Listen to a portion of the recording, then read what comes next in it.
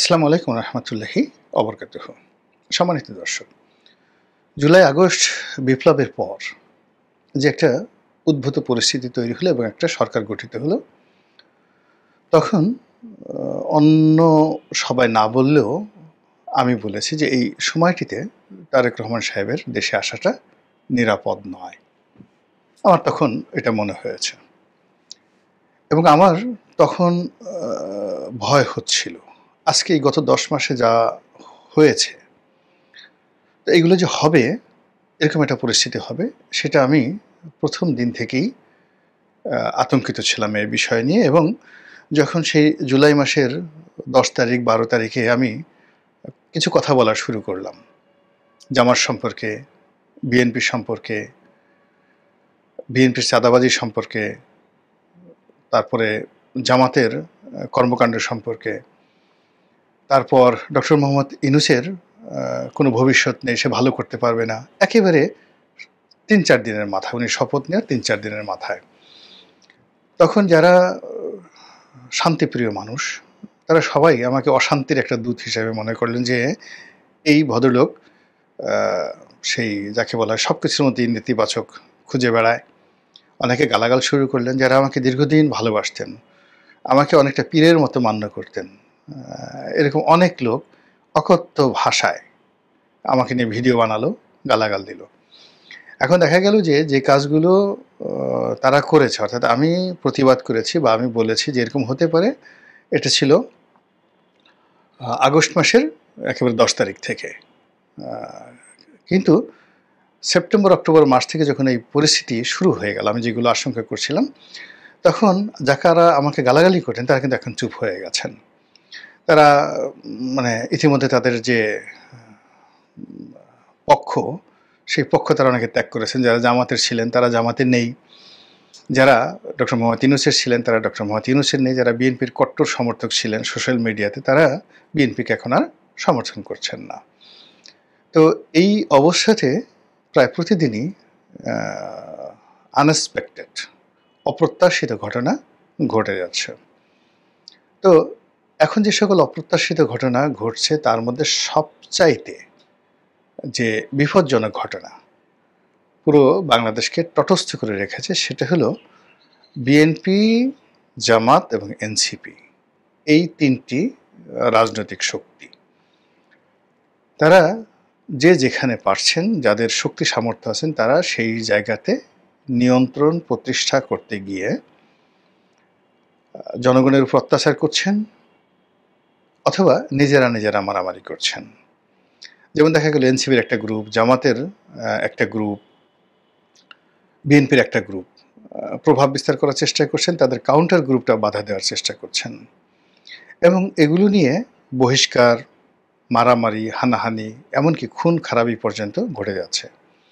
জামাতের মতো বড় সংগঠনে বহিষ্কার, তারপরে জামাতের মতো বড় সংগঠনে দুর্নীতি, অনিয়ম, ঘুষ, চাঁদাবাজি, তারপর শেষে অন্য অনৈতিক নারী কেলেঙ্কারি থেকে শুরু করে অন্য যে বিষয়গুলো আসবে, এটা জামাতের যারা শীর্ষ নেতৃত্ব স্বপ্নেও কল্পনা করেননি।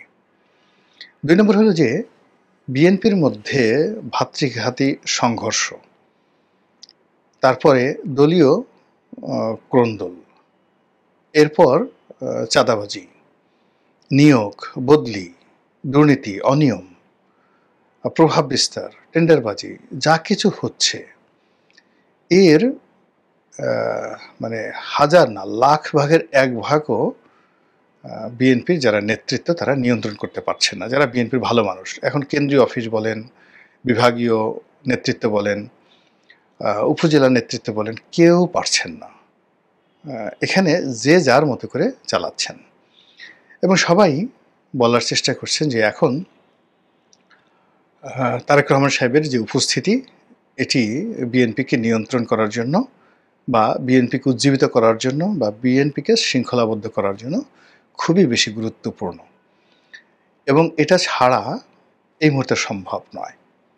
এবং ঘটনা তাই হলো যে যদি আপনি ইন্ডিভিজুয়াল বা ইন্ডিপেন্ডেন্ট তারেক রহমান সাহেবকে চিন্তা করেন, তার জীবনের ঝুঁকি, তারপরে তার প্রাণের ঝুঁকি, এটা সেই আগস্ট মাসে যেমন ছিল তার চাইতে এখন আরও মারাত্মক আকার ধারণ করেছে, এটা সত্য।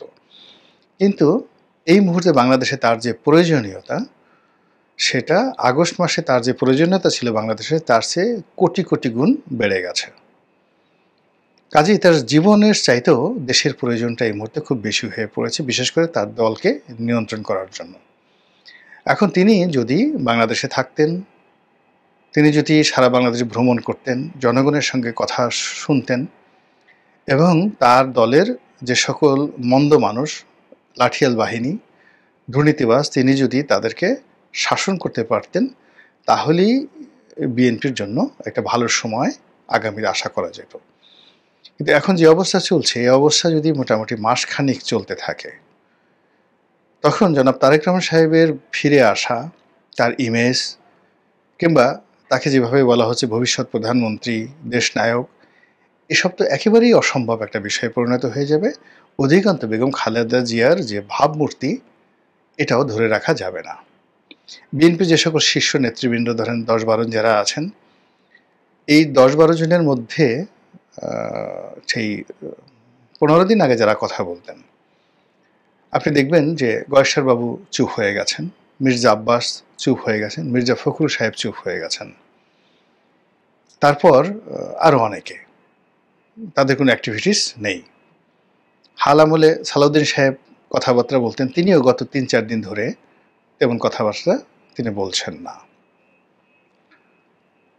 তাহলে কি হলো? কি হচ্ছে বিএনপির মধ্যে? কি হচ্ছে দেশের মধ্যে? ডক্টর মোহাম্মদ ইউনূস পুরো দেশটাকে ছেড়ে দিয়েছেন আল্লাহর মাল হিসেবে, কুল্লু খালাস। ফলে এই আল্লাহর মালে দেশে যে যেখান থেকে পারছেন চেয়ারে বসে সেই সর্বনাশ তিনি করে যাচ্ছেন। ঘটনাটা অনেকটা এরকম যে রোম যখন পড়ছিল, নীরো তখন বাঁশি বাজাচ্ছিল। তিনি এখন যমুনাতে বসে সংস্কার করছেন, তিনি যমুনাতে বসে ঐক্যমত্যের বৈঠক করছেন, তিনি যমুনাতে বসে চিন্তা করছেন যে ইংল্যান্ড থেকে তিনি যে একটা মহামূল্যবান পুরস্কার নিয়ে এলেন ব্রিটেনের রাজার কাছ থেকে, এরকম আরেকটি পুরস্কার ডোনাল্ড ট্রাম্পের কাছ থেকে কত দ্রুত আনা যায়। অ্যাটলিস্ট আর কিছু না হোক, তার বন্ধু মালয়েশিয়ার যে প্রধানমন্ত্রী আনোয়ার ইব্রাহিম, তার সঙ্গে কিছু একটা করা যায় কি না। এই কারণ হলো, উনি বিদেশে না গেলে, বিদেশি লোকদের সাথে ওনার উঠা বসা না হলে ওনার পেটের ভাত হজম হয় না এবং হবে না।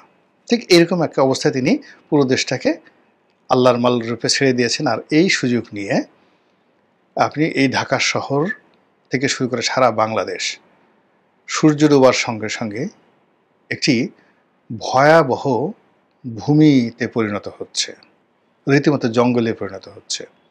মহাসড়কে ডাকাতি হচ্ছে এবং গ্রাম্য রাস্তা থেকে শুরু করে জেলা ডিস্ট্রিক্ট বোর্ডের যে রাস্তাগুলো রয়েছে, সেখানে গাছ ফেলে ডাকাতি করা হচ্ছে।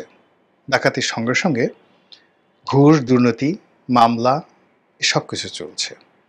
আর এই যেহেতু ক্ষমতার যে বলয়, সেই বলয়টা এখন রাষ্ট্রের হাত থেকে আমজনতার হাতে চলে গেছে। আর আমজনতার হাতের মধ্যে যারা সবচেয়ে বেশি সংগঠিত, সেই বিএনপির হাতেই ক্ষমতার পরিচালন ব্যয়টা বেশি এবং বিএনপি সেই বদনাম হয়ে যাচ্ছে। আর এই বিএনপিকে নিয়ন্ত্রণ করা থেকে শুরু করে এটিকে সঠিক পথে পরিচালনা করা এবং দলটিকে একটা নির্বাচনের পথে নিয়ে আসা, এই কাজটি তারেক রহমান সাহেব ছাড়া আর কেউ করতে পারবেন না। এখন উনি লন্ডনে বসে বা দেশের বাইরে বসে যেভাবে শেখ হাসিনার জমানাতে জাস্ট দল চালিয়েছেন, সেটা ছিল কেবলমাত্র কমিটি গঠন, কমিটি ভাঙা, কাউকে নতুন পদ দেওয়া, পদবি দেওয়া এবং অনেক দিন পর 6 মাস 7 মাস পর একটা দলীয় প্রোগ্রাম করা এবং বছরে 15 বছরে হাইয়েস্ট সাকসেসফুল 15টি বৈঠক করা।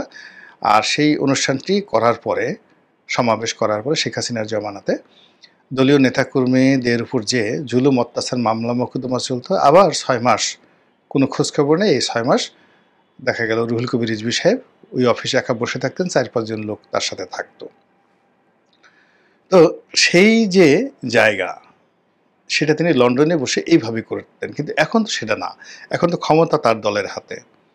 তার দলের এমপি প্রার্থীর হাতে, তার দলের চেয়ারম্যান প্রার্থীর হাতে, উপজেলা চেয়ারম্যান প্রার্থীর হাতে, এবং এইগুলো তাকে শক্ত হাতে নিয়ন্ত্রণ করতে হবে। এবং বিএনপি যারা ধ্বংস চাচ্ছে তারা এই দেশটিকে মাৎসান্যায় করে বিএনপির যে দুর্নাম এবং বদনাম হবে, বিএনপি জনগণ কর্তৃক ধিক্কৃত হবে, এরকম একটা যে মাস্টার প্ল্যান তারা বিএনপি যারা প্রতিপক্ষ করছে, সেই ফাঁদে বিএনপি আলটিমেটলি পড়ে গেছে। এখন এখান থেকে বিএনপিকে উদ্ধার করার জন্য তারেক রহমান সাহেবকে এসে কাজ করতে হবে, অথবা তাকে মানে দলের নেতৃত্ব থেকে দূরে থাকতে হবে, দায় দায়িত্ব ছেড়ে দিতে হবে। কিন্তু দায় দায়িত্ব নিয়ে তিনি কোনো অবস্থাতে, এই অবস্থাতে লন্ডনে থাকলে তিনি পারবেন না, তাকে দেশে আসতেই হবে। এইভাবেই কিন্তু একটা ফাঁদ তৈরি করা হয়েছে। এখন এই সময়টা তার জন্য নেতৃত্বের যাকে বলা হয় এসিড টেস্ট। তিনি সাহস করে দেশে আসবেন, দলের হাল ধরবেন, দুর্নাম বদনাম রোধ করবেন এবং দলকে সংগঠিত করে তিনি নির্বাচনের জন্য প্রস্তুত করবেন, বিজয়ী হয়ে সরকার গঠন করবেন। এটা হলো ওয়ান অপশন।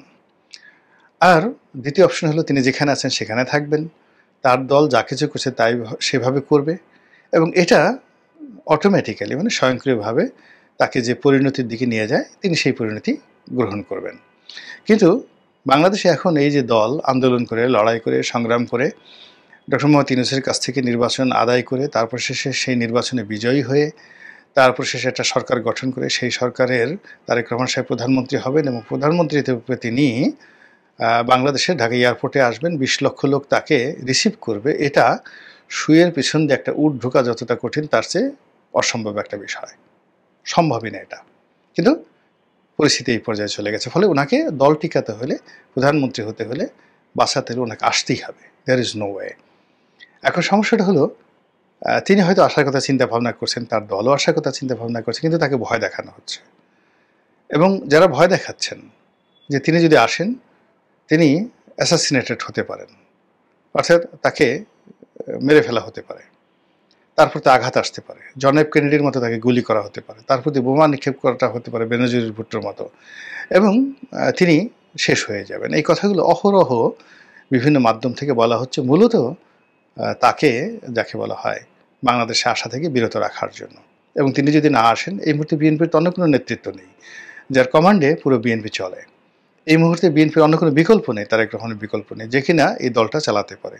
ফলে এখানে একটা ভেস্ত দর্জিকার মাঝামাঝি না, একেবারে ডাইরেক্ট আপনাকে ফিনারে জাহান্নামা খালেদুন হতে হবে, জাহান্নামে চলে যেতে হবে, অথবা জান্নাতুত তাজরিম ইনতাহাতিহাল আনহারু খালিদিনা ফিহা, অর্থাৎ এমন আমল করতে হবে যে আমলের ফলে আপনি এমন জান্নাতে প্রবেশ করবেন যেখানে মানে অনন্ত কাল আপনি আরামায়েশে থাকতে পারবেন। তো সেক্ষেত্রে এই বিএনপিকে নিয়েও ঠিক ওরকম অবস্থা, মাঝামাঝি কোনো জায়গা নেই, একেবারে পতন, আজীবনের জন্য নিন্দিত হয়ে, ঘৃণিত হয়ে এই সমাজ থেকে তাকে চলে যেতে হবে, এই রাষ্ট্র থেকে তাদেরকে চলে যেতে হবে, অথবা এই রাষ্ট্রে তারা একটা নতুন ইতিহাস তৈরি করবে, এবং এই ইতিহাসটা তারেক রহমান সাহেবের নেতৃত্বে হবে।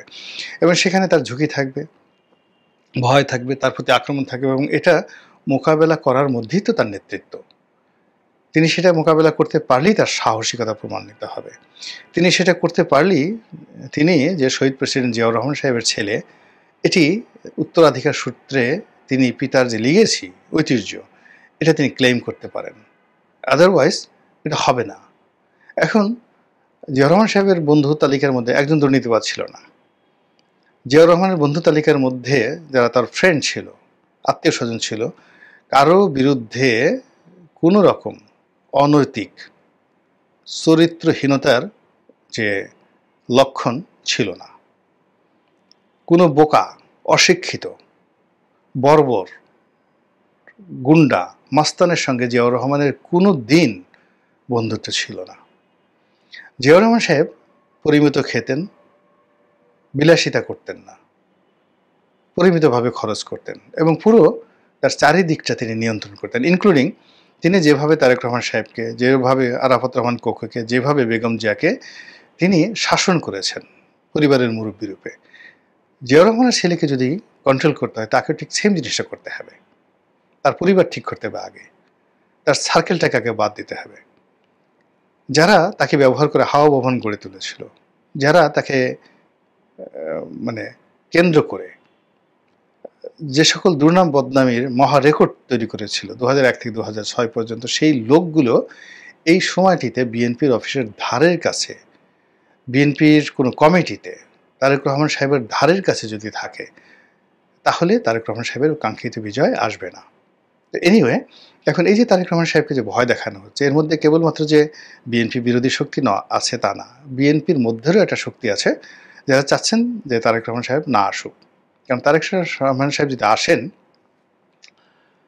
তাহলে তো মানে তিনি জনগণের মুখোমুখি হবেন, রিয়েলিটি বুঝতে পারবেন, এবং তাকে লোকলজ্জার ভয়ে হোক, গণসমর্থনের কারণে হোক, গণধিকৃত হওয়ার ভয়ে হোক, তাকে সত্যের পক্ষে কথা বলতে হবে। আর এই কথা বলতে গেলেই দুর্নীতি বা চাঁদাবাজদেররা গণপিটুনির শিকার হবেন এই মুহূর্তে।